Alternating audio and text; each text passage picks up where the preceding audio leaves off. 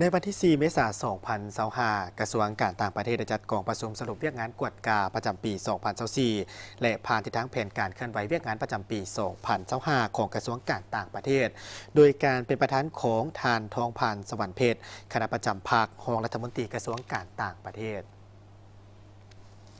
กองประชุมดังกล่าวได้รับฟังการรายงานสรุปการจัดตั้งปฏิบัติเวียกงานกวดกาใน1 ปีที่ผ่านมาและทิศทางแผนการในต่อหน้าของกระทรวงการต่างประเทศพร้อมทั้งเผยแพร่4เอกสารที่สำคัญคือ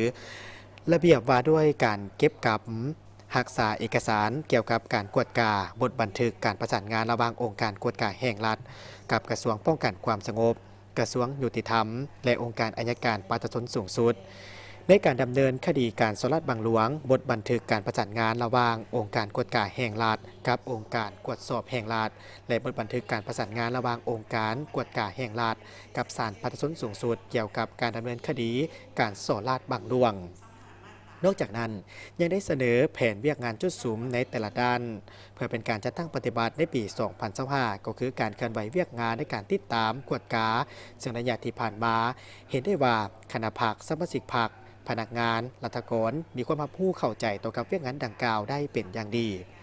เอาใจใส่ในการสกัดกั้นและต้านการสลัดบังหลวงมีสติในการจัดตั้งเคารพและปฏิบัติระเบียบการของพรรคกฎหมายในระเบียบการต่างๆของรัฐซึ่งได้รับการร่วมมือเป็นอย่างดีจากบรรดาเป้าหมายที่ถือกวดกาและสามารถตีราคาได้ว่า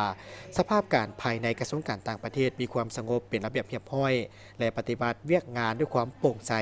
มีความเป็นเอกภาพมีความสามัคคีกัน